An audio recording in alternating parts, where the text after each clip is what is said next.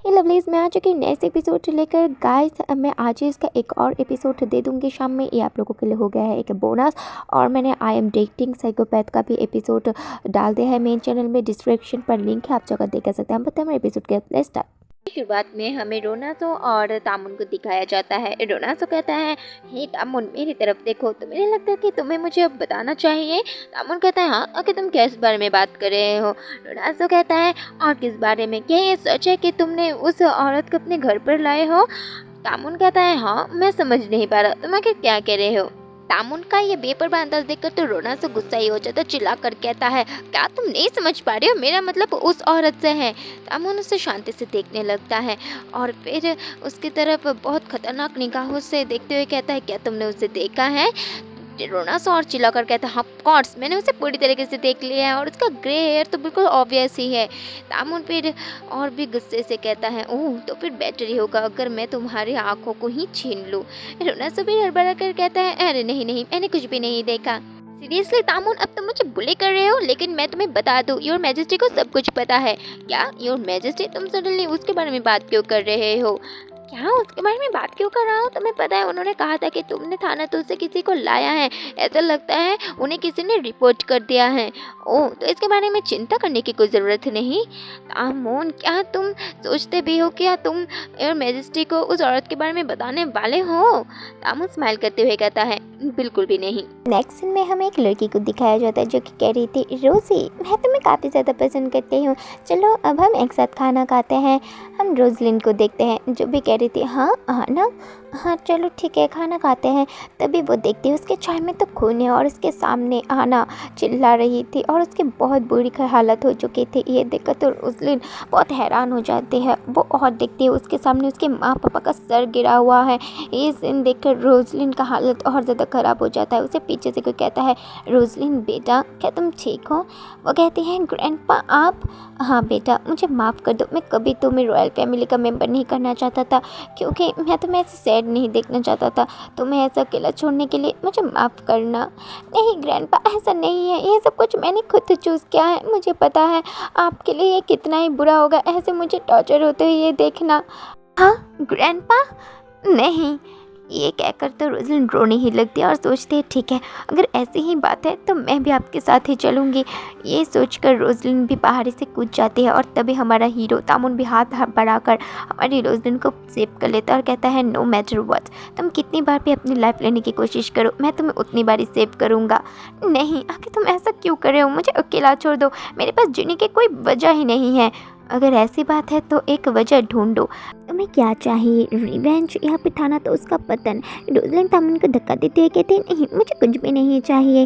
तामुन भी रोजलिन के बालों को प्यार से पकड़ते हुए कहता है, तो फिर मुझे प्यार करने के बारे में तुम्हारा क्या ख्याल है। ये सुनकर तो रोजलिन चौंक जाती है और ब्लश करने लगते हैं। सोचते क्या कहा प्यार। प्रेजेंट में रोजलिन की आंखें खोलते हैं। साइड में खड़ी हुई मेड कहते हैं, ओ माई लेडी आप जाग गई। माई लेडी आप ठीक तो है ना, मैं आर्सेल आपकी न्यू मेड।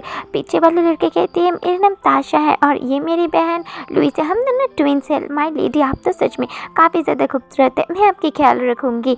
यहाँ पर तो रोजलिन अभी भी बहुत ही ज़्यादा काँप रही थी और उसके आंखों से तो आंसू ही निकलने लगते हैं और वो लिटरली अभी रो रही थी। ये देखकर तो वो सारे मेट्स काफ़ी ज़्यादा परेशान हो जाते हैं और सोच रहे थे, अरे आखिर लेडी को क्या हो गया है, माई लेडी क्या पता पर रो क्यों रही है। इधर वो दो मेट्स भागकर मास्टर कहते हुए तामुन के पास जा रही थी। तामुन कहता है, क्या बात है ऐसे क्यों दौड़ रही हो, तुम लोगों को चोट लग जाएगी ना। मास्टर ऐसी बात नहीं है, वो लेडी जो काफ़ी खूबसूरत है। हाँ क्या बात है, क्या प्रॉब्लम है। वो रो रही है मास्टर, वो रो रही है। बस ये सुनने की देती तामुन तो झट से वहाँ से भागता है।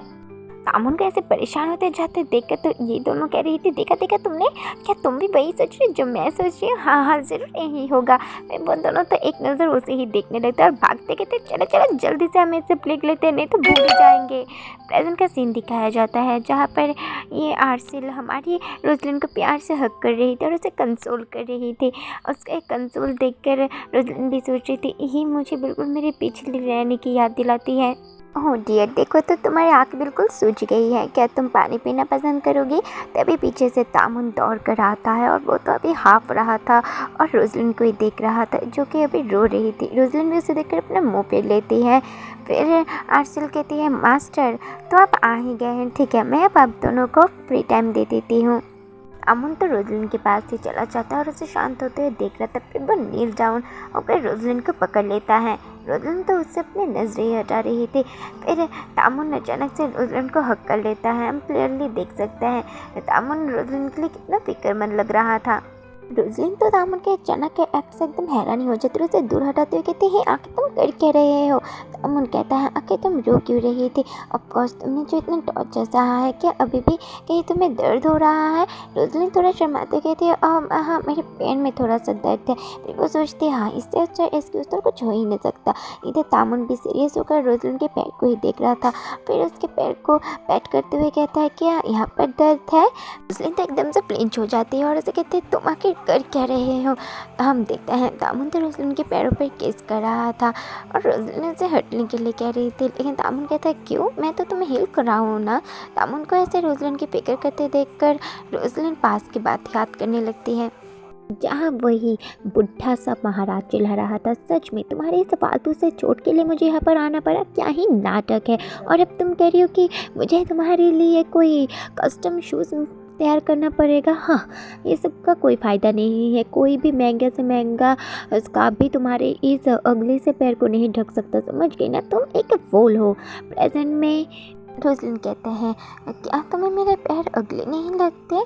तामुन कहते हैं, हाँ, क्या तुम ऐसा क्यों कह रही हो? मुझे तो ये काफ़ी अच्छे लगते हैं। रोजलिन कहते हैं, सच में तुम्हें कोई शेम नहीं है ना? तामुन भी हंसकर कहता है, ओह हाँ, मुझे शेम क्यों होना चाहिए? रोजलिन तो अपना सर ही पकड़ लेती है और कहती है, हाँ सच में मैं तुमसे बात नहीं कर सकती, जितना बात करती हूँ उतना ही थक जाती हूँ। तामुन कहता है, ऐसा नहीं है, हो सकता है तुम बस भूखी हो। फिर तामुन रोजलिन को गोद उठाते हुए कहता है, अब जब तुम जगी गई हो, चलो एक साथ खाने चलते हैं। कुछ दिन पहले का सीन दिखाया जाता है जहाँ पर दो आदमी बात कर रहे थे। हे, तुमने क्या कहा? एम्प्रेस को कैसे टॉर्चर किया था? सच में लगता है कि एम्परर अपना दिमाग खो चुका है। हे तुम शांत हो जाओ, कोई सुन लेगा तो? अरे कोई कैसे सुनेगा, हम बहुत दूर आ चुके हैं। और वैसे भी क्या तुम डर रहे हो? मैं तो बस सच ही कह रहा हूँ, उसकी वजह से हमारी कंट्री का क्या हाल हो गया है। और ये सब कुछ उस तनाशा, अरे उसका नाम क्या है, नताशा, कुछ भी, उसका ही फॉल्ट है। ये सब कुछ एक लड़का भी सुन रहा था और ये लड़का वही था जिसने बहुत दिन पहले हमारी एम्प्रेस की जान बचाने में हेल्प की थी उस बीच से। वो याद करता है कि कैसे उसने रोजलिन से उसे सर्व करने के लिए परमिशन मांगा था। फिर रोजलिन भी उसे देखते हुए कहती है, ठीक है, अगर तुम ऐसा ही चाहते हो तो फिर क्या तुम मेरा इस नेकलेस को नॉर्थ डेजर्ट के रोपरी सिटी पर ले जा सकते हो। वहाँ पर तुम्हें एक मर्चेंट मिलेगा जिसे रेड कर्पेंट के नाम से जाना जाता है। तुम्हें ये नेकलेस उन्हें वहाँ से जाने से पहले देना होगा, लेकिन वहाँ पर जाने में काफ़ी खतरा है। क्या तुम श्योर हो तुम ये कर पाओगे? वो भी कहता है, जी एम्प्रेस, मैं ये ज़रूर कर पाऊँगा। इस लड़के का ऐसा साहस देखकर रोजलिन भी खुश होकर उसके सर पर हाथ रखते कहते हैं, तुम्हारा शुक्रिया अर्जुन। हाँ, मैंने जब इस नेकलेस को अपने हाथ में रखा तो वो ब्रेसलेट बन गया। तो ये कोई ऑर्डिनरी नेकलेस तो नहीं है, इसीलिए ही महारानी ने मुझे जल्द से जल्द मर्चेंट को वहाँ उसे देने के लिए कहा है, जो कि थालोलिया पर है। मुझे जितना याद है थालोलिया एक सी है जहाँ पर बहुत डेंजरस मॉन्स्टर पाए जाते हैं। वहाँ से बोट ले जाना काफ़ी ख़तरनाक है। नेशन के जो लोग हैं वो इन मॉन्स्टर को मारने की कोशिश कर रहे हैं। सीज़न आने के बाद 2 महीने तक ट्रेड चलेगा और उस ट्रेड को ख़त्म होने में अब ज़्यादा दिन नहीं रहे। अगर सब कुछ सही रहा तो मैं 10 दिनों तक ही वहाँ पहुँच जाऊँगा, लेकिन अगर मैं लेट हो गया कोई गारंटी नहीं मैं कब उस रेड शार्पेंट से मिलूँगा। इसलिए मुझे अपने काम में ज़रूरी सक्सेड होना होगा, नो मैटर व्हाट। तभी उसे एक झटका लगता है। अरसल सुनता है वहाँ पर लोग कह रहे हैं, प्लीज़ यहाँ क्या करो, मुझे मत मारो। अरसल सोच रहा था कि वहाँ पर हो क्या रहा है। वो देखता है दरवाज़ा खोलते हुए सामने काले कोट पहने हुए लोग थे जो कि कह रहे थे, चलो अब ये लड़का हमारे को यूज़ में आएगा। यहाँ पर तो वो लड़के लोग आरसल को पकड़ लेते और आरसल चिल्ला रहा था, हे मुझे छोड़ दो, आखिर क्या कर रहे हो तुम लोग, मैं इम्पीरियल से हूँ। लेकिन आरसल की इन सारी बातों को इग्नोर करते वो लोग आरसल के मुँह पर कपड़ा रखते थे जिससे कि आरसल बेहोश होने लगता है। नेक्स्ट सीन में तामुन और रोजलिन एक साथ बैठे हुए थे। सी का नज़ारा अभी शाम में काफ़ी ज़्यादा खूबसूरत लग रहा था। रोजलिन भी यही सोच रही थी कि सी आज कितना ही खूबसूरत लग रहा है। रोजलिन को ऐसे नज़ारा देखते हुए देखकर तामुन कहता है, मुझे ऐसा लग रहा है कि तुम्हें सी को ज़्यादा ही पसंद है। हाँ, रोजलिन कहती है, मुझे नहीं पता, ये मेरा फर्स्ट टाइम है जब मैं ऐसे सी को देख रही हूँ। यही क्या है इसका मतलब, तुमने सच में कभी सी नहीं देखा? ओह हाँ, यह सच है, लेकिन क्यों था ना, तो उसमें तो ये है ना। रोजलिन स्माइल करते हुए सोचती है, हाँ लेकिन मैं उस प्लेस से कभी निकली ही नहीं हूँ। हो तो ऐसी बात है। फिर रोजलिन ने कुछ देखकर कहते हैं, तामुन वैसे ये चीज़ क्या है? क्या ये चीज़ है? इसे शेल फिश कहते हैं। तुम चाहो तो इसे रॉ भी खा सकते हो या फिर इसे स्लाइस कर भी खा सकते हो, क्योंकि तभी ये और ज़्यादा टेस्टी लगता है। लेकिन समहाउ आज ये कुछ ज़्यादा ही टेस्टी लग रहा है। तो कहकर तामुन भी उसे खाने लगता है। कहता है कि तुम भी ट्राई करो इसे। रोजलिन भी फिर उसे देखकर उसे ट्राई करने लगती है और रोजलिन कैसे प्यार से खाते हुए देखकर तामुन भी खुश हो जाता है। कुछ देर बाद रोजलिन बाहर देखते सोच रही थी, इस सी को देखकर मुझे आर्सल के बारे में याद आ रहा है। आई होप वो सेफली पहुंच गया होगा और सब कुछ ठीक ही होगा। रोजलिन ने फिर अपनी पिछली बातों को याद कर रही थी कि कैसे जब वो अपनी जान देने गई थी पीछे से तामुन ने उसे सेव कर लिया था। रोजलिन का ऐसे सोच में गुम देखकर तामुन भी ये सब नोटिस कर लेता और कहता है, हे आखिर तुम्हारी फेस में लुक कैसा है? क्या तुम्हें फिर से अपने पास के बारे में याद आ रहा है? चलो, अगर इस टॉपिक पे हम बात कर ही रहे हैं, मुझे तुमसे कुछ पूछना है। आखिर तुम मरने के लिए इतना क्यों तरपा रही हो? क्योंकि मैं फेल हो गई हूँ अपने लोगों को प्रोटेक्ट करने में। ओह, तो तुम सोचती हो कि तुम इन सब के लिए रेस्पॉन्सिबल हो, राइट? ओह हाँ, मैं यही सोचती हूँ। कितना ही और है ना, अगर तुम उन लोगों के लिए सच में इतना ही गिल्टी हो तो फिर तुम्हें राइट किसने दिया उन लोगों के डेथ को एक्सक्यूज़ के हिसाब से अपने जस्टिफिकेशन के लिए यूज़ करने का? रोजलिन तो बहुत ही ज़्यादा गुस्सा हो जाती है और कहती है, हे सोच समझ कर बोला करो जो भी तुम कह रहे हो। तो अमोना एकदम हंस देता है और कहता है, वेल ये अंडरस्टेबल है अगर तुम ये सोचते हो कि तुमने उन लोगों को निराश किया है, लेकिन आखिर तुम्हें ये आइडिया कहाँ से आया कि वे मर जाना एक राइट डिसीजन है? क्या तुम्हारा ये करना उनके लॉस को पूरा कर देगा?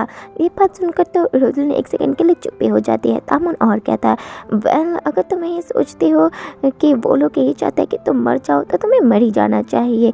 रोजलिन एकदम कांपते कहते, नहीं, मेरी डिज़ायर से उनकी विश का कोई मतलब नहीं है। तामुन कहता है, ओह, जस्ट बिकॉज वो अब इस दुनिया में नहीं, उनके ओपिनियन का तुम्हारे लिए कोई मायने नहीं है?